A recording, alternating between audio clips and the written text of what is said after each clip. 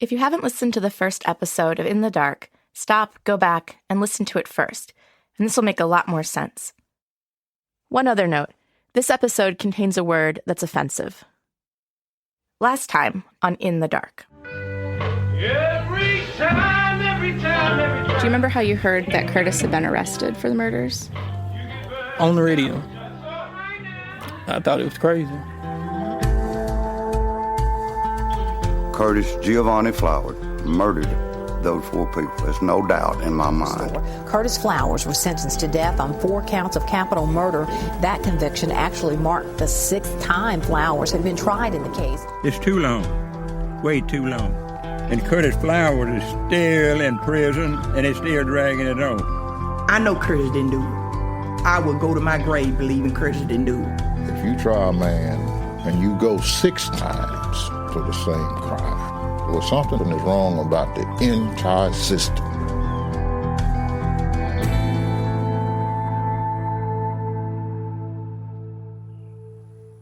On the west side of Winona, in the middle of a neighborhood with lots of houses close together, there's what looks like an abandoned parking lot. It's nearly a block long, it's overgrown, the grass isn't mowed. It's the kind of place you might drive by and never give a second thought. But if you slowed down and looked more closely, you'd notice a row of bricks poking out of the grass along the edge of the lot, and a set of concrete steps that lead nowhere. If you got out of your car and walked onto the lot and headed all the way to the back, you'd find an old desk overturned in the grass. You'd see that someone had taken a silver marker and written the words, "Merry Christmas." This abandoned lot used to be a school. Back in the 1960s, it was an all-black school, and it was in a black neighborhood. But in 1970, the federal government ordered the city of Winona to integrate its schools, and white and black students started to go to school here together. But then, 4 years later, on the night before Valentine's Day, after all the students and teachers had left, a fire broke out. The flames lit up the sky, and people could smell the smoke for miles. Within hours, the entire block-long brick building had burned to the ground.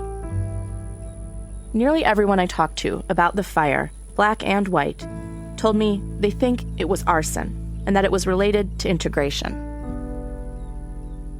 Right next to the field where the school used to be, there's a small white house with a porch on the side. This is the house where Curtis Flowers' parents live. Hello. Lola and Archie Flowers have been married for 54 years. Everything in their house is just so. The dining room table is set perfectly with cloth napkins. In the living room, there's a curved tan velvet couch with fringe on the bottom and a matching ottoman. Lola and Archie are both retired, and although they have 5 other children and many grandchildren, they have devoted most of their time in the past 21 years to their son, Curtis. Curtis's parents talk on the phone with him almost every day. They regularly make the 80-minute drive each way to Parchman Prison. Every 2 weeks we go. Okay. We see him the first and third Tuesday each month. We don't miss a visit. Can you bring him anything? Girl, when you get through getting suched and everything, every time you go, you might well just leave your clothes off and go on over there. Oh, they really search it. Yep, scan you and everything. From the beginning, Lola and Archie Flowers have believed their son is innocent, and they spent a lot of money on Curtis's case. How much do you think you spent? Shit, it was like I counted it up. It was like $100,000. Oh my gosh. I'm telling you. How did you afford it? I used to work 3 jobs a day. Oh my gosh. He was working double twice. And then after that, we went and borrowed some from the bank and everything to pay for the next lawyers and stuff. We had some money then, but we don't have it now. Over the past 21 years and 6 trials, Curtis Flowers has had every archetype of lawyer: the father-son legal team, the high-profile black nationalist attorney, the dedicated public defenders. When I met his parents, Lola and Archie, last summer, Curtis's case had been taken on for free by a new team of lawyers from the Innocence Project and a high-powered East Coast law firm. Lola was feeling optimistic for the first time in a while. She was thinking ahead to the next family reunion. So we're having the next one Labor Day weekend, so I hope Curtis out by then. Maybe the Supreme Court will say something. That's what we're waiting on now, see what they got to say. Do you let yourself think about that moment? Like, do you think about what that would be like if he... Oh, yeah, I think about that all the time, you know. Ooh, what a good time we're going to have. And a lot of the families say, when they let him out, we all will be there. So, yeah, we're going to have a good time. Curtis's father, Archie, didn't say much the first time I met him. He sat next to his wife, and when she talked, he would just sigh or shake his head. I asked the Flowers if they had any photos of Curtis. They told me they only had one, because in 1999, just before Curtis's second trial, their house burned down. Lola and Archie were out of town in Memphis when it happened. Their daughter was sleeping over at their house with some of their grandkids. My daughter was home, and she said it sounded like something blowed up or something. There was a loud noise. And when she went to look, everything was burning. It just burned everywhere. As for the cause of the fire, according to the report from the fire department, which I got a copy of, there was no final determination as to what caused it. But Lola told me that after the fire, someone told her that they'd heard something from a white person in town. But somebody said they heard, say if they let that nigga go, another house gonna burn. What do you think of that? What do you think I think of it? That somebody probably set it afire.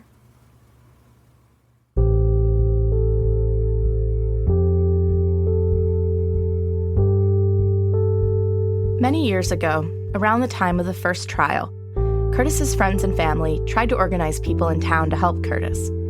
I went with our producer, Samara, to talk to some of the people who were involved in it. Pastor Jimmy Forrest and his wife, Rosie. Hi, are you Reverend Forrest? Pastor Forrest had had a stroke the previous year, so Rosie did most of the talking.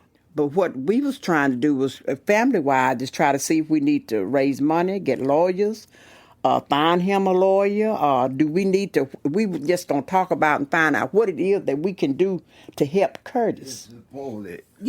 Just be there for him. Rosie said her husband Jimmy took the lead back then on organizing a community meeting. Rosie told me that it felt like there was some momentum there, like they could really get something going. But then one day, before the meeting had happened, a woman came into the salon where Rosie worked. A black woman whom Rosie refused to name. And this woman told Rosie that she'd been asked to deliver a message to her husband Jimmy from the white side of town.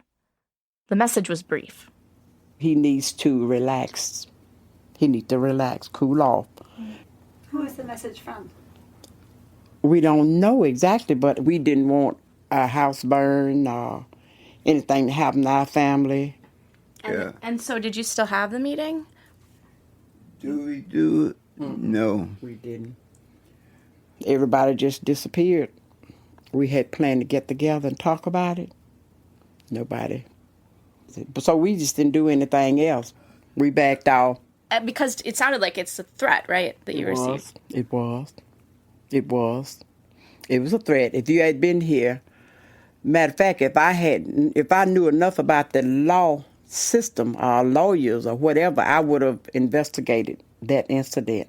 I would have tried to follow that up, but I didn't know enough. We don't have, the bad part about it, can't prove none of this stuff. Had you heard of things like that happening in Winona before? I have. So that's what put the fear.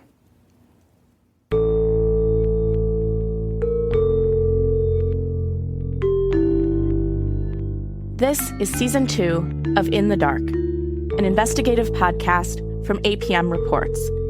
I'm Madeline Barron. This season is about the case of Curtis Flowers, a black man from a small town in Mississippi who spent the past 21 years fighting for his life, and a white prosecutor who spent that same time trying just as hard to execute him.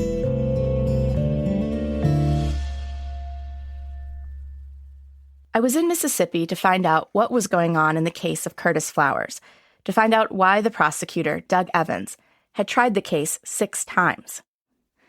I decided to start out my reporting by looking at the evidence that Doug Evans presented to the jurors in those 6 trials. The way I saw it, the case against Curtis Flowers really came down to 3 main things.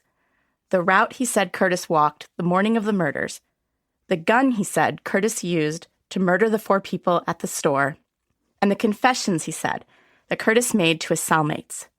The route, the gun, the confessions. I decided to start with the route. I went with our producer, Natalie, to check it out for ourselves. Okay, so we are standing in front of Curtis Flowers' house where he was living in 1996, and what we're about to do is walk the route that the state says Curtis walked that day. And it's like 7 o'clock in the morning. Yeah, so it's about the time that he would have started out, according to the state. Okay, so let's start walking. To our right, basically. According to Doug Evans, Curtis had walked everywhere that morning. He got up early on the morning of July 16th, left his house on the west side of town, and started walking east. In the neighborhood where Curtis lived, the houses are small and close together. It's hilly, the yards are short, and some houses are practically up on the street. People are out in their yards, hanging out, waving to people as they drive by. Good, how are you? According to Doug Evans, Curtis walked out of his neighborhood and he went east. He crossed over one of the town's biggest streets, Highway 51, and kept going. Curtis turned down a street that led to a small sewing factory. We are coming up to Angelica Drive. He walked up to the parking lot right outside the factory and stole a gun from the glove compartment of a car. He's gonna walk home. Then he walked all the way home, back to the west side of town, his neighborhood. We're crossing 51. Now we're back on Curtis's side of town. Curtis was at his house for a few minutes, then he left again, this time to go to Tardy Furniture. Tardy Furniture was all the way on the other side of town, on the side of town where Curtis just was. So he headed back east to go to the store. Crossing another busy street. He walked past block after block of houses, and as he got closer to Tardy Furniture, he started to pass by businesses, an auto body shop, a dry cleaner's. He arrived at Tardy Furniture, walked inside, and killed all 4 people there. Then he walked out the front door and headed west to go back home. On the way, he stopped at a convenience store on Highway 51 to buy chips and a 6-pack of beer. This is such a long walk. It really is. By the time Natalie and I were done, we'd walked for an hour and 36 minutes. The route the prosecutor, Doug Evans, said Curtis Flowers took was long. It was nearly 4 miles. And it's brazen. It would have taken Curtis all over the town of Winona that morning. When Curtis Flowers talked to investigators on the day of the murders, and later when he testified in court, Curtis said he never walked that route. In fact, he said he was never on the east side of town at all that morning. He'd spent the whole morning in his own neighborhood on the west side. But the problem for Curtis Flowers was that the prosecutor, Doug Evans, had found witnesses who placed Curtis at almost every point on that route. These route witnesses were one of the strongest parts of the state's case. Each of them raised their right hand and swore an oath and testified to seeing Curtis that day as he walked by. Although none of the witnesses testified that they saw Curtis carrying a gun or saw any blood on him, their testimony was powerful. Most of these route witnesses knew Curtis. A lot of them have known Curtis their entire lives. Most of them were Black, and they'd grown up in the same neighborhood as Curtis. When Doug Evans put them on the stand and asked them to describe who they saw that morning, these witnesses could not have been more clear. They would point to Curtis and be like, "It was Curtis. There he is. I've known him for years." It was hard for Curtis's lawyers to break the spell of the route. They tried cross-examining each of the witnesses, but it didn't seem to do much. If anything, as the trials went on, the witnesses seemed to get even more certain and even more angry at the defense attorneys for doubting them. It was easy to see how a jury would be convinced by these route witnesses. To the jurors, these witnesses came across as credible, as people doing the right thing. Doug Evans told them that what the witnesses said, all their individual stories, it all fit together. It made sense as one story, one route, a clear, convincing story about a man walking to commit murder. But there was something I found odd about this route and about these witnesses. I managed to track down the original statements that the route witnesses gave to law enforcement. There were at least 12 witnesses who'd given statements about seeing Curtis Flowers walking on the day of the murders. Most of them had testified at trial. The statements are pretty basic. Did you see Curtis Flowers? Do you remember what he was wearing? That kind of thing. But it's when the statements were given that stood out to me. The first statement from a route witness naming Curtis didn't come until a month after the murders. Some statements weren't given until 4, 5, or even 9 months later. This seemed strange to me, because what the witnesses were describing seemed totally unremarkable. They were describing a man they knew who lived in their neighborhood, walking past them. A man who wasn't doing anything strange. He was just walking. That was it.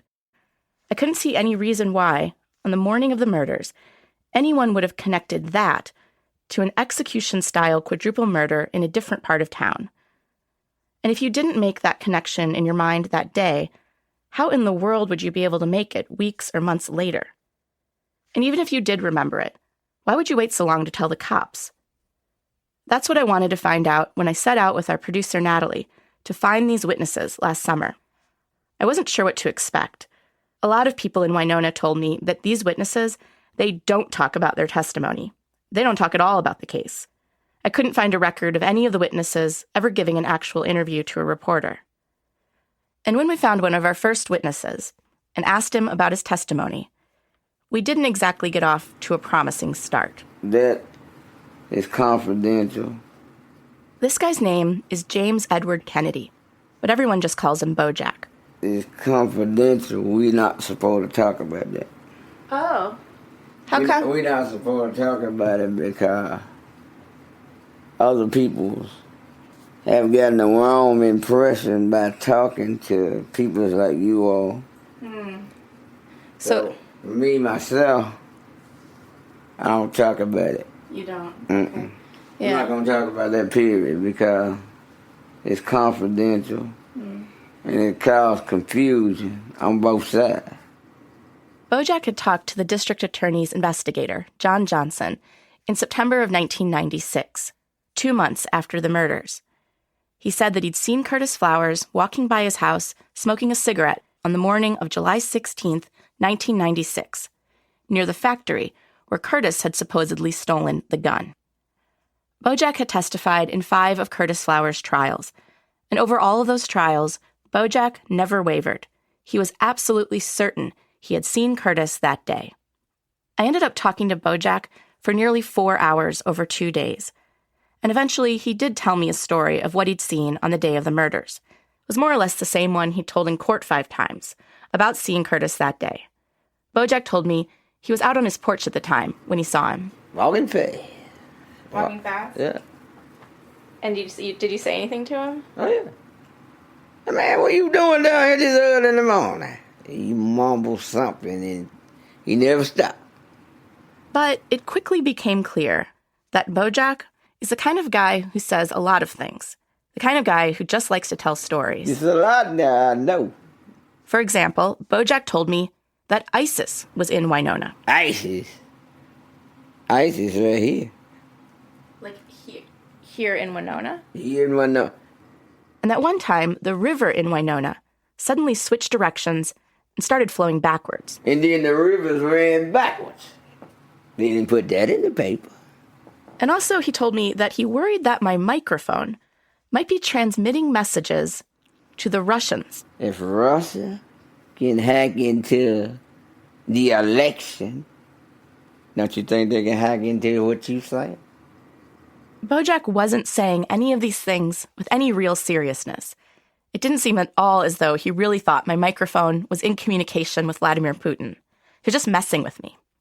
Bojack was happy to tell me about all kinds of things. But the only thing he wouldn't talk about was how he had ended up giving a statement to law enforcement 2 months after the murders. I ain't at liberty to say.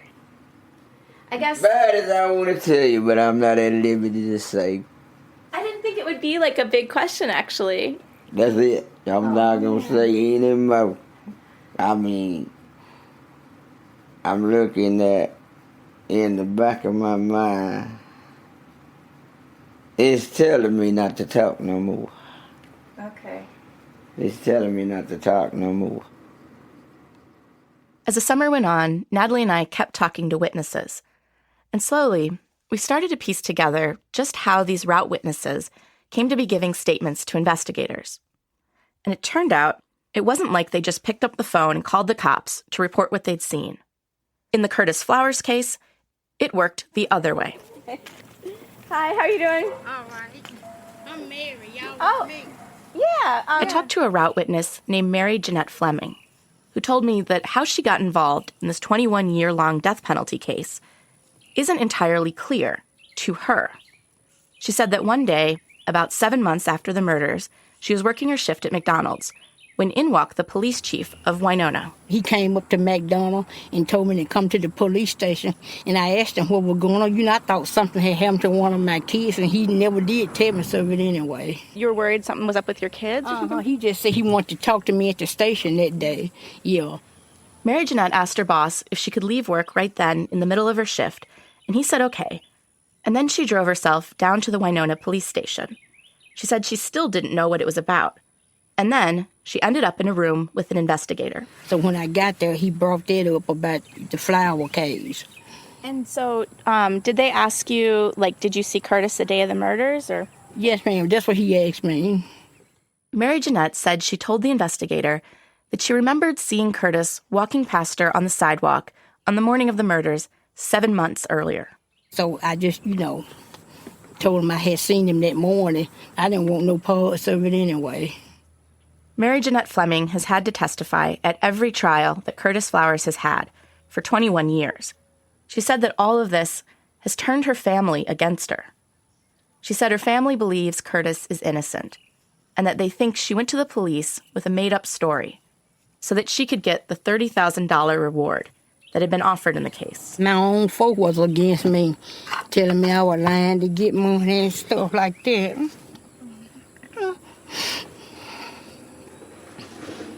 I didn't want no damn pay. Why do you think they didn't want you to tell that story? Because they were friends to him. Then they were talking about he was a church member. Oh, so well, me too. Said he wouldn't have did no, he couldn't have killed them many people that one time. I didn't say he did do it. I said I seen him that morning headed in that direction. I told him I don't know where he went to. So yeah, your own family accused you of being a liar? Yeah, ma'am.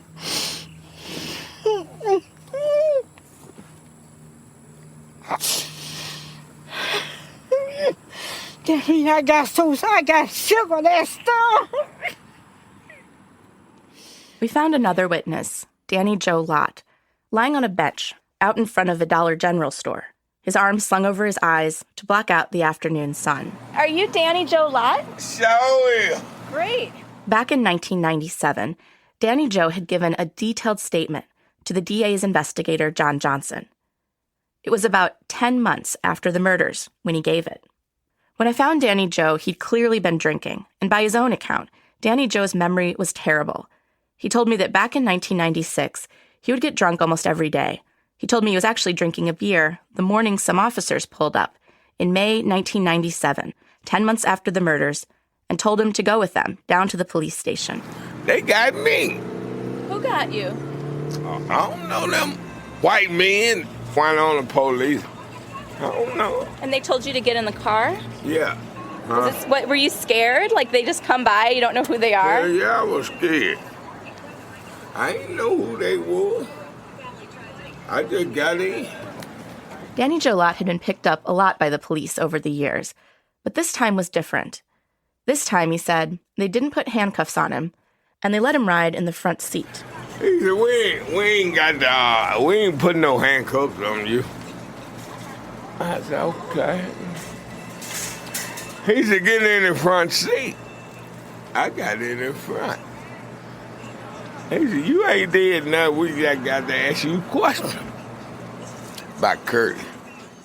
Danny Joe told me that once he got to the police station, he was put into a room with the same investigator who talked to many of the other witnesses, John Johnson, the investigator for the district attorney's office. That's when he gave his statement about seeing Curtis. I kept talking to witnesses, and as I did, I became more and more suspicious. Not of the witnesses, but of the investigation. Some people seemed kind of freaked out. They spoke to me through their screen doors or out of car windows. I don't need to talk about it, okay? Because I knocked on one woman's door, and she wouldn't come out at all. All she would say was that if Curtis had another trial, she would refuse to testify. I don't want to be nowhere involved. I went to see a really minor witness. She didn't even testify at trial, because all she said was that she saw Curtis in his own neighborhood on the day of the murders. But when I went to see this woman, she told me she actually did not see Curtis that day. No, I didn't see Curtis. And then she closed the door on me. One day I ended up talking to a man whose wife was a witness, though she never testified at trial. When I stopped by, his wife was taking a nap. And at first he was very friendly and invited me inside. But when I asked about his wife's statement about seeing Curtis, he said I should go. You're not going to find a better time to talk about that. That his wife would not want him talking about that. She's not going to talk to you about it. I know that for a fact. When I asked him why, he said that his wife had felt pressured to talk by law enforcement. Pressured to talk. That they'd asked about things she knew nothing about. Nothing about? He wouldn't explain what he meant. On the way out, he made this really cryptic remark. He said they wanted everything. They wanted her to make some commitments that she couldn't make. And then he told me, I've said more than I probably should have. And the interview was over.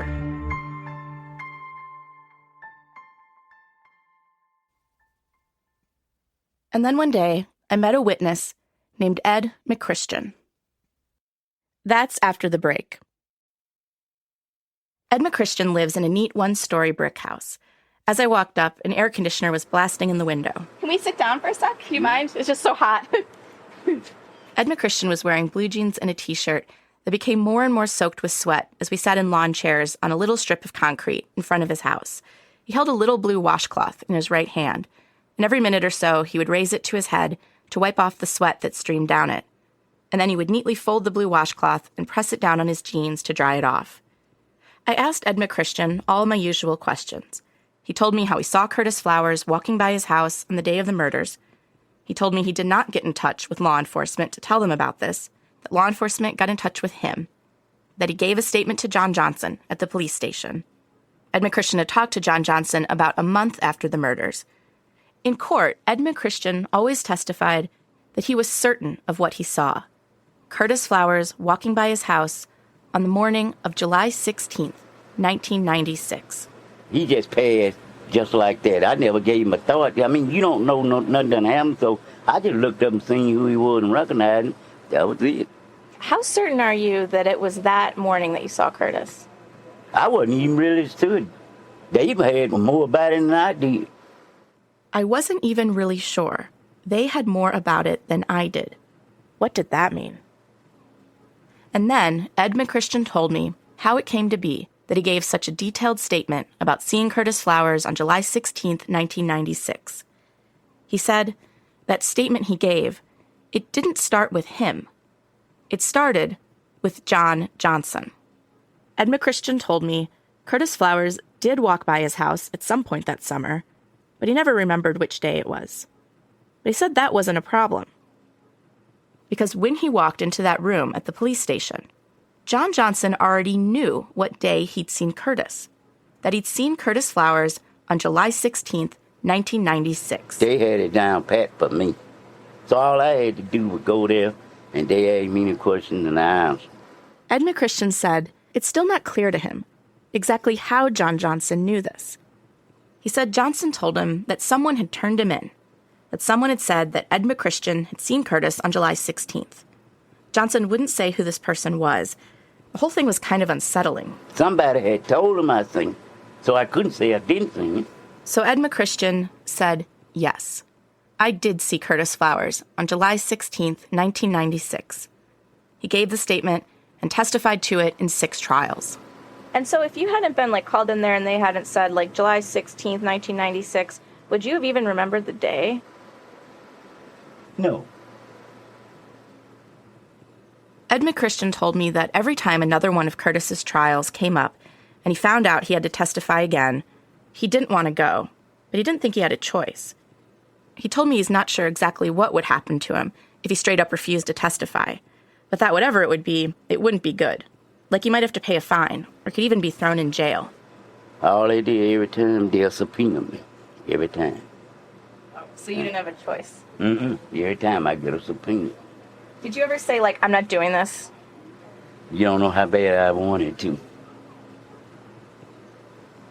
No, I never did say it, but I sure wanted to. It don't do no good. We had talked to almost all the witnesses on the route that the prosecutor, Doug Evans, said Curtis had walked on the morning of the murders. I had just 2 witnesses left, and the story that these 2 witnesses told was critically important to the state's case against Curtis. Their names were Roy Harris and Clemmy Fleming. They didn't talk to law enforcement until about 9 months after the murders.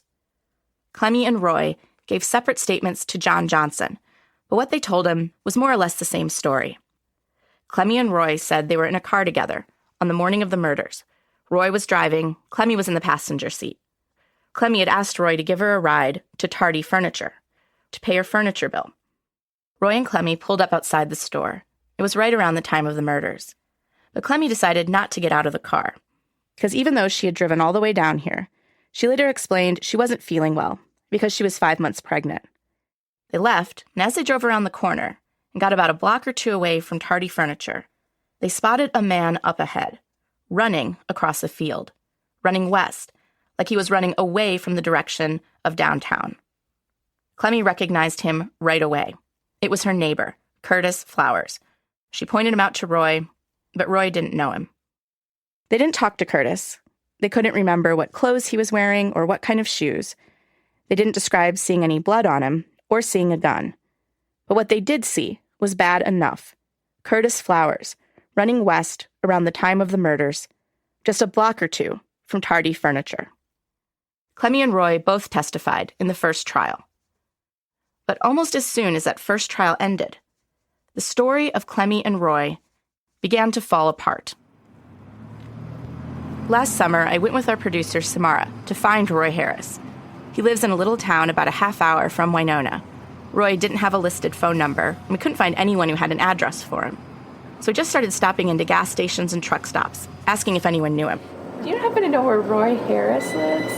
I have no idea. Okay. All right. Roy Harris lives? Who now? Roy Harris? Roy Harris. Yep. I can't place. Okay. Do you happen to know where Roy Harris lives? No? Okay. Finally, we stopped into a cafe and asked the ladies working the lunch buffet if they knew where to find him. How y'all doing? Good. How are you? Actually, we're trying to meet with a man named Roy Harris, but we can't figure out where he lives. That ain't him? Oh, is that him there? The cashier pointed to an older man sitting at a table with a woman. They were eating lunch. It was Roy Harris and his girlfriend, Joanne Young. I don't want to interrupt your lunch. Come on, sit down. We through. Nice to meet you. Hi. My name is Joanne. Hi, I'm Madeline. Joanne told us that talking with Roy wasn't going to be easy because Roy was almost entirely deaf. He lost most of his hearing when he was a teenager, and a tractor ran over his head. He didn't know sign language. He didn't use a hearing aid. We made plans to meet up with them a few days later at Joanne's house. Come on in. Y'all been having trouble finding? No. Joanne was wearing a long flowing skirt and red lipstick. Roy was wearing a baseball cap, a t-shirt, and jeans. We sat down at Joanne's kitchen table, and right away, Joanne took charge of the interview. He can hear the words, but can't make it out what it is. So you can hear that someone is talking. Right. But what it is. What it is, he don't. He can read your lips. My lips, he can read me good. Yeah. That's why it's good to have you here. Really. Roy, she gonna ask you some questions. I know. Thanks. Roy Harris told me that the morning of the murders, he did see a man running across the street a block or 2 from Tardy Furniture. But he also told me that when he saw that man, it was much earlier in the morning, and that he was alone in the car. Clemmy wasn't with him. Roy said he didn't take Clemmy for a ride until later that morning, after he'd seen the man, and that when he was in the car with Clemmy, they didn't see anyone running. But she ain't seen nobody running. The only time I seen somebody running is when I was by myself. She wasn't with me when I seen the fella run. And when I took her, we ain't seen nobody running. 9 months or so after the murders, law enforcement told Roy Harris they wanted to talk to him. Roy didn't know how they'd found him. Figures that somehow, someone must have told someone about the man he'd seen running. Roy said he went down to the police station, and just like so many of the other witnesses, he ended up in a room with John Johnson, the investigator for the district attorney's office. So, what did he say when you met? What did he say when y'all met? When he took you to the police station, what did he say to you? He showed me Curtis Flower picture, like a school picture. Oh. And how many photos did they show you? How many pictures did they show you? Just one. Just one. Mr. Flower picture. He asked me, was that the fella I seen running? I told him no. I told him that wasn't the fella. Roy Harris said that John Johnson pushed him on this point. Wasn't it Curtis Flowers he saw? And wasn't Roy in the car with Clemmy when they saw the man? And so he kept on.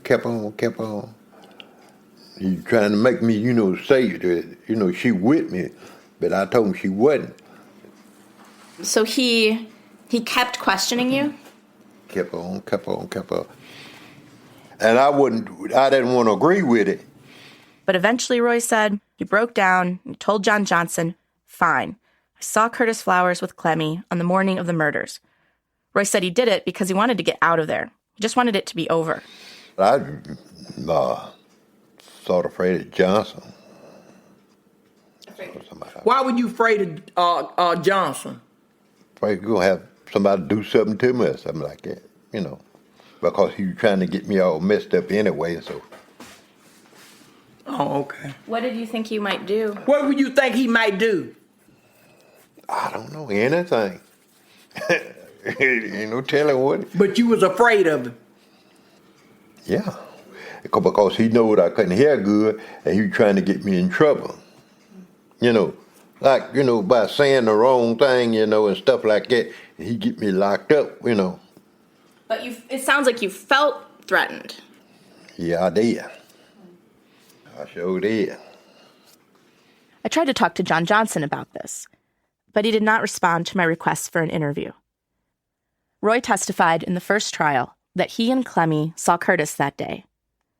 But after that first trial, Roy Harris went to Curtis's lawyers and told them that the testimony he'd given was not true. After Roy Harris recanted his testimony, the prosecutor, Doug Evans, had a problem.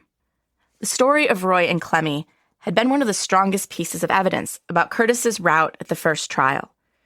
Now, that story was falling apart. If Clemmy also changed her story, that would be even worse. If that happened, Doug Evans would no longer have a story of Curtis running away from downtown. All he would have would be some stories of Curtis walking around. And so, after Roy changed his story, Doug Evans' investigator, John Johnson, moved to lock down Clemmy's story. Okay, this thing's recording. Clemmy, for the sake of the record, my name is John Johnson. I managed to track down the video that John Johnson took of Clemmy Fleming after Roy had recanted. Today's date is February the 8th, 1999. We're in the district attorney's office in Winona, Mississippi.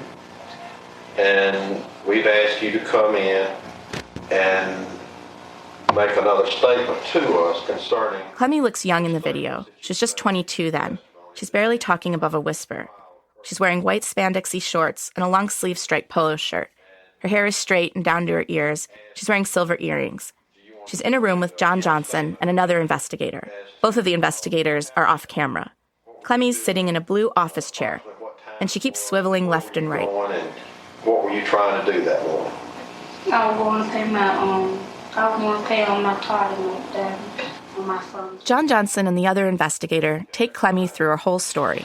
All right, Clemmy, from that point on, when you first saw him, what was his actions? What was he doing? He was running. Okay. In which direction?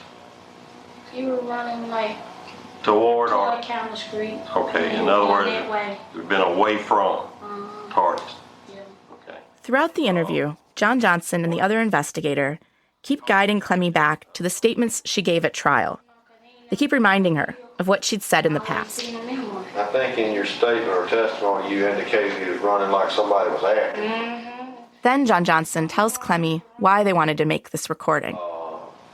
Basically, what we want to know this morning, Clemmy, the day that you came in and made this statement, did I lead you to say anything? No. Was your statement free and voluntary? Yes. Did I offer you money or any reward or any gratitude at all if you would make the statement? No. And also, I didn't guide you as to the facts of what you saw that morning? No. It goes on like this. Were you truthful with your statement that day, Clemmy? I don't be lying like that. And you've been truthful in your testimony under oath. You've raised your hand and swore to tell the truth. Is that correct? I don't be lying. And in fact, you told the truth then, did you? Yeah.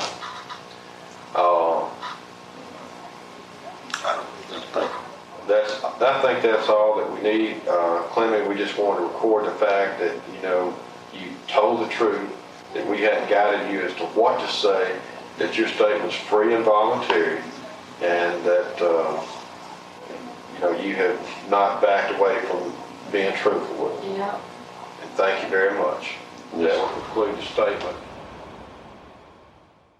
I've talked to a lot of people who know Clemmy, her friends, her family, and they all said that despite what Clemmy has told law enforcement, and despite Clemmy's testimony in all 6 trials, they do not believe that she actually saw Curtis that day. I talked to Clemmy's sister, Mary Ella, who told me that Clemmy couldn't have seen Curtis Flowers on the day of the murders, because, she said, Clemmy was with her the whole day. She said she remembers it because that morning she and Clemmy had planned to go down to Tardy Furniture together so that Clemmy could pay her furniture bill. But while they were getting ready to leave, someone came by Mary Ella's house and told them that there had been a shooting at Tardy Furniture. Mary Ella said she and Clemmy went to the crime scene together to check it out. And when we got down there, they had it all taped off. And I told Clemmy, I said, I'm glad we didn't go down there because we probably would have been, caught up in there. And she said, sure would have. Mary Ella didn't find out that Clemmy had given a statement to law enforcement until the first trial. Mary Ella wasn't at the trial. It was being held in Tupelo, about 100 miles away. But someone passed along word to Mary Ella that her sister Clemmy was up there on the stand, testifying under oath that she saw Curtis on the morning of the murders. Mary Ella's first reaction was to race to the courthouse to tell the jurors exactly what she told me, that Clemmy's story couldn't possibly be true. But by the time she got there, the trial was almost over, and the defense decided not to try to call her as a last-minute witness. Mary Ella did end up testifying for Curtis's defense in the second trial. And it was like they were using me and Clement against one another. It was like Clement word against mine, and Clement won. I went to talk to one of Clemmy's best friends from back then, her cousin, a woman named Latarsha Blissett. Latarsha and Clemmy still live just a block apart. Latarsha lives in a trailer with her husband. It's in the backyard behind her mother's house. Latarsha said she remains convinced that Clemmy made up the story, and that she did it because she felt pressured by law enforcement, and because she thought she might be able to get some money. And Latarsha said the reason she thinks this is because of what happened to her. Back in 1996, Latarsha was 19 years old, and she said she was at high school one day when the cops showed up and told her she needed to come with them. I was scared, but it was the police, so I'm finna go. I know I ain't did nothing wrong because I don't never do nothing to get in no trouble. But I don't know, I just went. Just doing what a kid gonna do. Latarsha said she was taken to a police station and put in a room with 2 investigators. She said one of them was John Johnson. She doesn't remember who the other person was. She said they asked her about Curtis Flowers, whether she'd ever dated him, whether she knew what kind of shoes he wore, whether she knew anything that would connect Curtis to the murders at Tardy Furniture. She told them no, no, and no. But she said they also asked her this other kind of question. Asked me, was I trying to buy a mobile home? Asked me if I knew what $30,000 could buy. If, you're trying to get a mobile home, do you know what, this amount of money could buy? But every time they would ask me something, they always would ask me, do I know what this certain amount of money could do? So they didn't just say, well, hey, we'll give you blase, you go buy that trailer. Or we'll give you, they didn't do that, but they ended everything with this money to let me know that it's on the table. So I did pick up on that. LaTarsha said that although the investigators implied that she could get money, they never actually said that if she connected Curtis to the crime, she would get a reward. LaTarsha said she didn't tell them anything because she didn't know anything. But when she found out that her cousin Clemmy had talked to law enforcement and that Clemmy had told them that she'd seen Curtis that day, LaTarsha did not believe Clemmy's story. Not at all. It was time to go talk to Clemmy. Natalie and I went to see her late one afternoon. Clemmy is now 42. She still lives in her childhood home in Winona. It's a small one-story house, about a block from where Curtis grew up.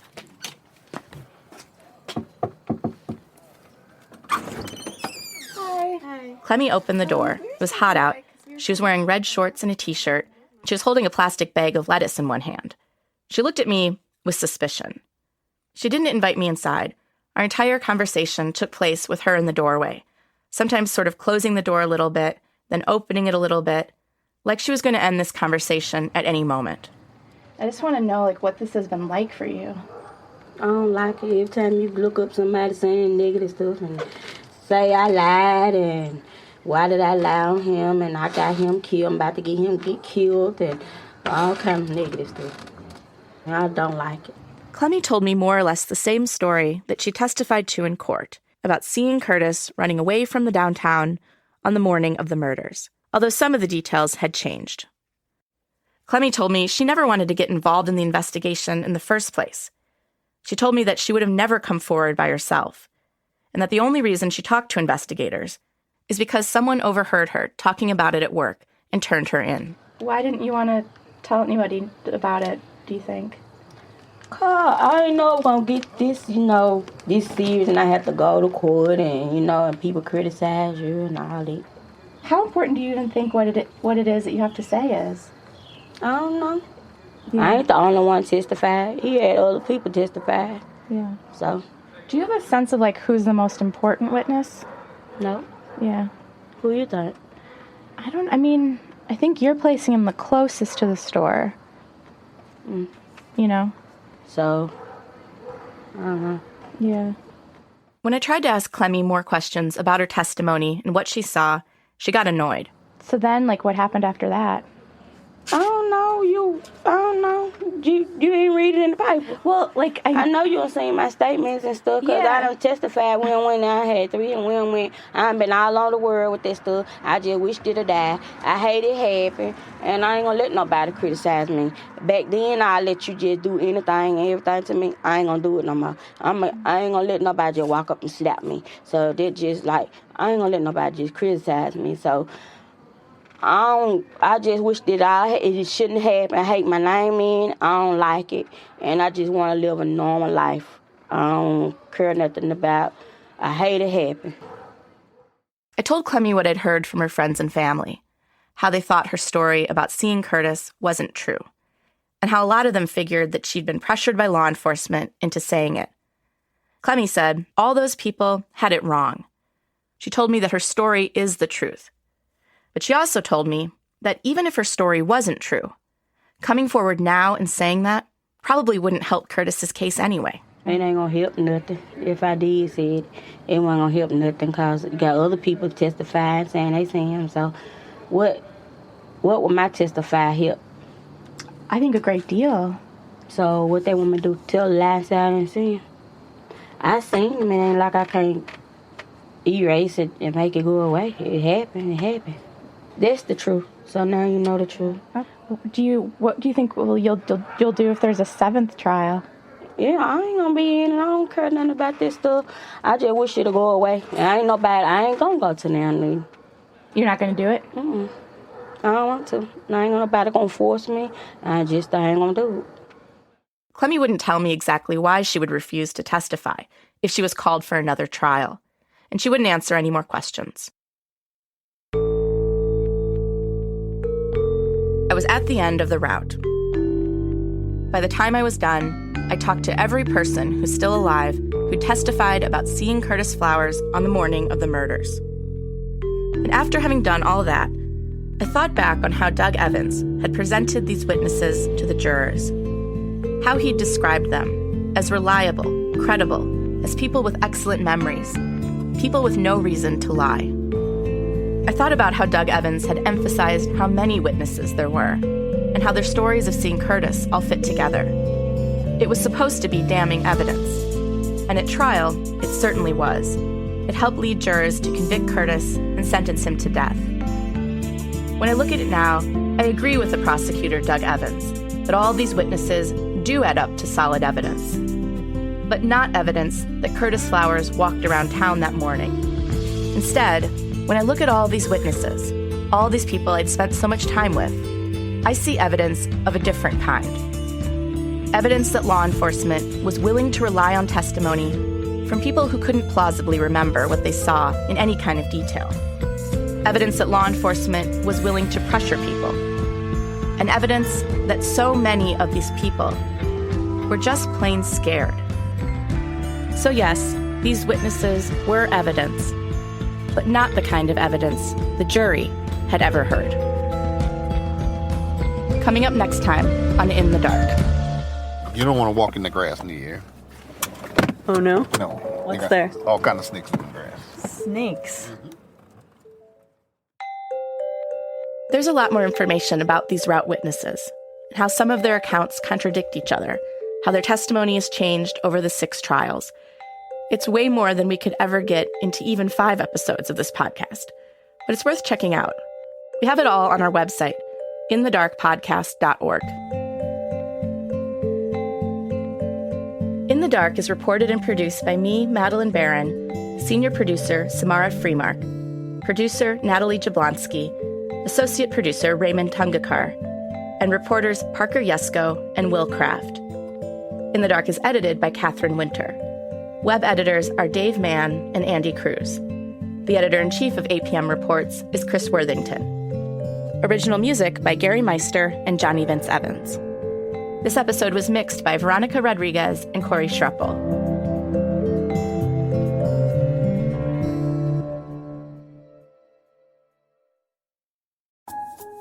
Comprehensive. Witty. Speculative. Critical. Insightful. Profound. Wide-ranging. Hopefully doesn't take itself too seriously. I'm David Remnick, and each week on the New Yorker Radio Hour, my colleagues and I try to make sense of what's happening in this chaotic world.